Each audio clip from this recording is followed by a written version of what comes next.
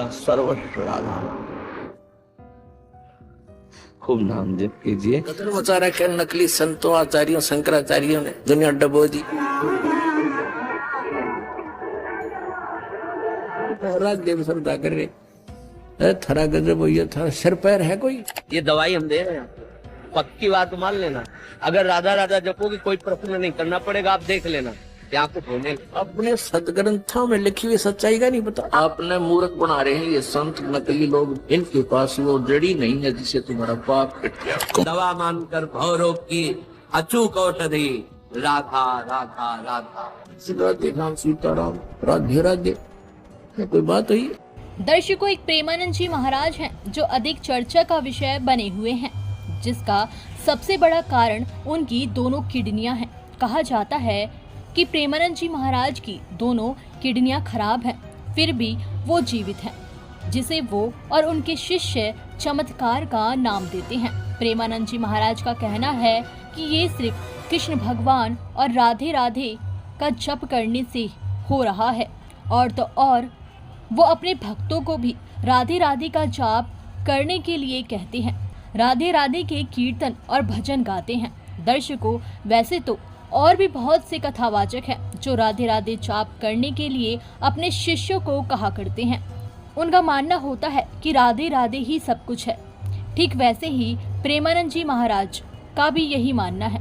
वो भी यही कहते हैं कि हमारे लिए राधे राधे ही सब कुछ है। आइए दर्शकों, आपको प्रेमानंद जी महाराज के विचार सुनाते हैं कि राधे राधे के विषय में प्रेमानंद जी क्या कहते हैं। आइए जानते हैं। लेकिन जब आप हमसे पूछोगे हमारे, तो राधा नाम है जीवन हमारा, राधा नाम प्राण आधार है, राधा नाम है कर्ता विधाता, राधा नाम पालनहार है। हमारा सर्वस्व राधा नाम है। सब जीवन का सार, साधना का सार, ये परम धन राधा नाम आधार। इससे जो ज्ञान, विज्ञान, प्रेम, भक्ति, दिव्य लीला सब प्राप्त हो जाएगी। बस लगे रहे राधा राधा राधा राधा राधा राधा, ध्यान पूर्वक नाम जप। तो हमारा तो प्राण है, हमारा जीवन है। राधा राधा राधा खूब बस तन्मय हो जाओ, फिर पाप प्राप्त कर लोगे। सब जान जाओ, ये मतलब वृंदावन का रहस्य है। ये राधा नाम पराविद्या है, स्वयं हरि जपते हैं। ये दवाई हम दे रहे हैं आपको, पक्की बात मान लेना। अगर राधा राधा जपोगे कोई प्रश्न नहीं करना पड़ेगा, आप देख लेना यहाँ कुछ होने लगेगा। जहां जलन आएगी वहां एक ऐसी बर्फ जैसी सिल्ली प्रकट हो जाएगी, वो तुम्हें शांति प्रदान करने लगेगी। सारा ज्ञान तुम्हारे अंदर आ सकता है यदि राधा राधा राधा। बस तुम दवा मानकर भवरोग की अचूक औषधि राधा राधा। दर्शकों, अभी आपने प्रेमानंद जी महाराज के विचार सुने, जिससे आपको पता लगा कि प्रेमानंद जी महाराज राधे राधे को ही सब कुछ मानते हैं।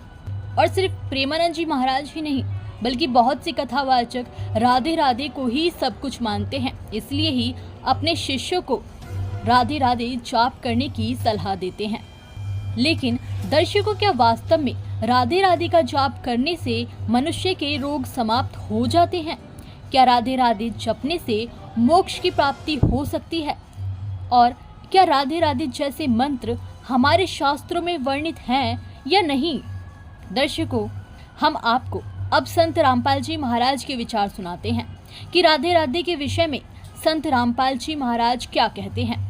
क्योंकि कहा जाता है कि संत रामपाल महाराज शास्त्रों में वर्णित भक्ति विधि बताते हैं।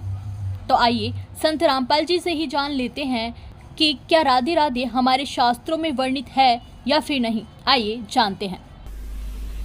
तुम जपो हरे राम हरे कृष्ण राधे श्याम सीताराम, राधे राधे। कोई बात हुई?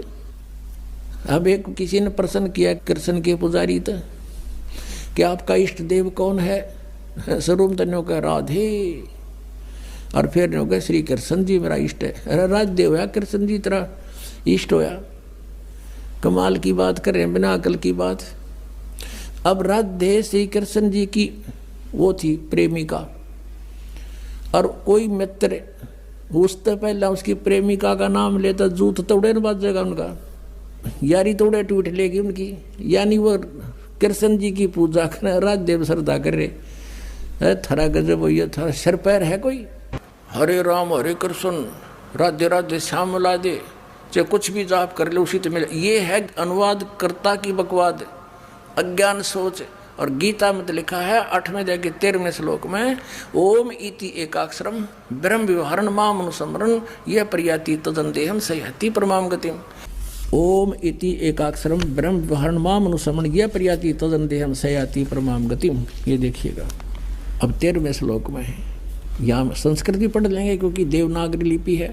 ओम इति एकाक्षरम, जैसे शिव पुराण में आपने कहा था, काल कह रहा था ब्रह्मा और विष्णु को कि ये एक ओम यह एक अक्षर है मेरा, सब इनसे मिलकर।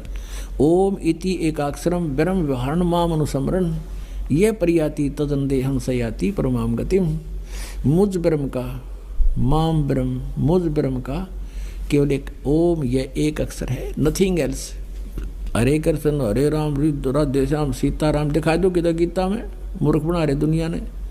यह प्रयाति तदंदेहम, जो शरीर छोड़कर जाते समय तक इसका जाप करता है, सयाति परमाम गति, यानी ओम से मिलने वाली जो परम गति है वो ब्रह्मलोक है। और ब्रह्मलोक में गए हुए प्राणी भी वापस आते हैं। ये देखिए गीता जी अध्याय नंबर 16 के और श्लोक नंबर 23 में कहा है कि अर्जुन, जो शास्त्र विधि को त्याग कर मनमाना आचरण करते हैं, यानी जो पवित्र सदग्रंथों में वे ऑफ वर्शिप नहीं लिखी है, साधना की विधि, और उसके आधार से जो भक्ति करते हैं उनको कोई लाभ नहीं होता। देखिएगा यह है श्रीमद् भगवद गीता अध्याय नंबर 16, श्रीमद् भगवद गीता अध्याय 16 का श्लोक नंबर 23। जो पुरुष शास्त्र विधि को त्याग कर अपनी इच्छा से मनमाना आचरण करता है वह न